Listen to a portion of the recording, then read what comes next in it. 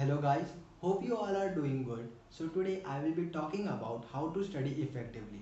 I will be giving you some tips that will surely help you to get best out of your study. So let us start with tip number 1. The tip number 1 is listen to music.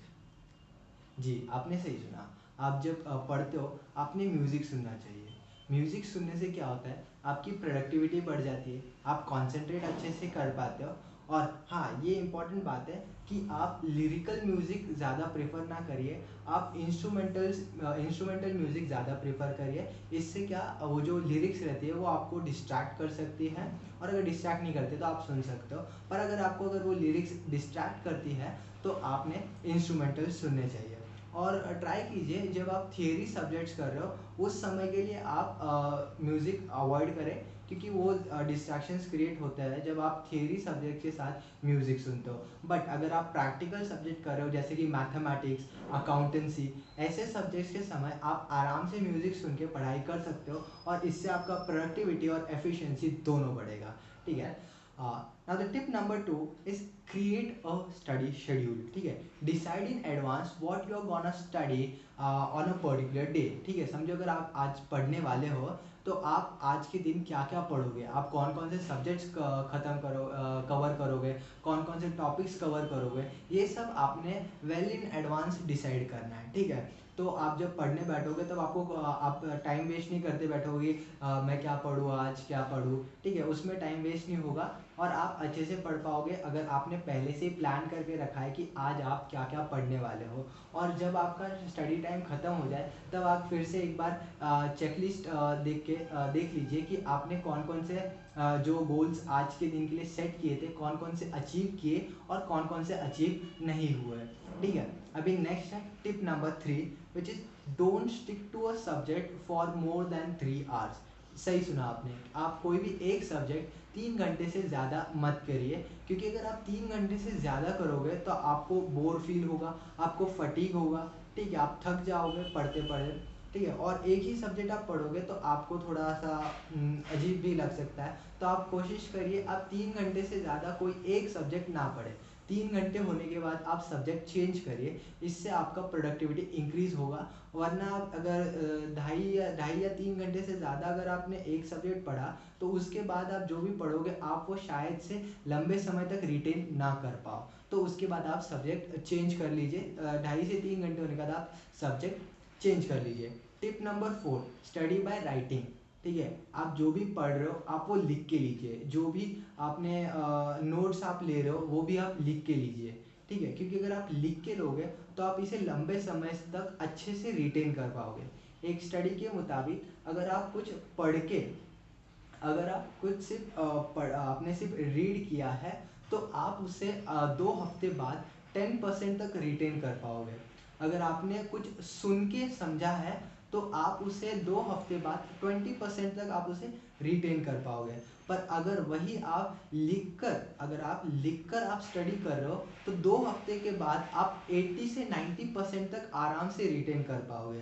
तो इसीलिए आप जब पढ़ते हो तो writing लिख कर पढ़िए। ठीक है, बिकॉज आप जब एक 7 टाइम्स रीड करते हो वो 1 टाइम्स लिखने के बराबर होता है। ये सब स्टडी के मुताबिक है, मैं खुद से कुछ नहीं कह रहा हूँ, ये सब स्टडी के बेसिस पे, फैक्ट्स के बेसिस पे। नेक्स्ट इज, आप बिग चंक्स में मत पढ़िए। ठीक है, 2 3 3 4 घंटे के चंक्स में मत पढ़िए, उन्हें छोटे छोटे हिस्सों में बांट लीजिए। ठीक है, छोटे sorry, आप लंबे समय तक ना पढ़ते हुए आप क्या करिए, ऐसे स्लॉट्स बनाइए, आप स्लॉट्स में पढ़ाई कीजिए। ठीक है, बिग चंक्स में ना पढ़ाई करते हुए आप छोटे छोटे स्लॉट्स में पढ़ाई कीजिए। जैसे आप 60 मिनट्स पढ़िए, फिर आप 15 मिनट्स का ब्रेक लीजिए।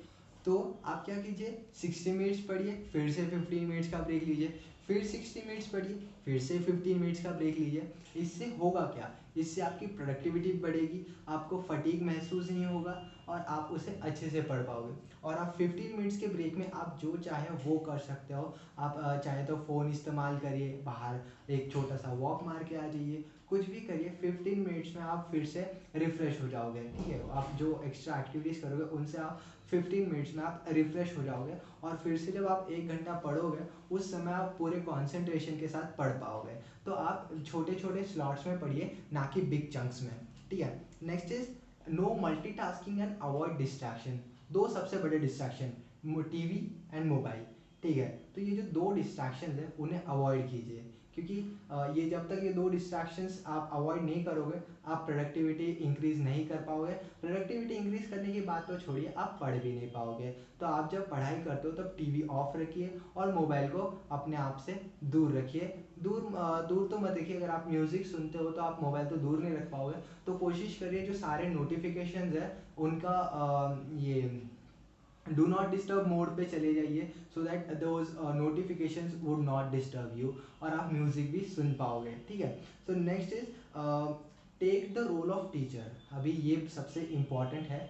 आप जब पढ़ते हो तो आप ऐसे पढ़िए कि आपको ऐसे पढ़िए कि आपको किसी और को समझाना है। आप जब पढ़ के हो जाएगा आपको किसी और को समझाना है, ऐसे समझ के पढ़िए। आप अगर ऐसे पढ़ोगे तो क्या होगा, आप उसे अच्छे से समझ के लोगे। पहली बात तो आप खुद अच्छे से समझ के लोगे, ठीक है। और आप जब दूसरों को समझाओगे तो उस समय भी आप उसे जब रिपीट करोगे वो आपके माइंड में अच्छे से छप जाएगा।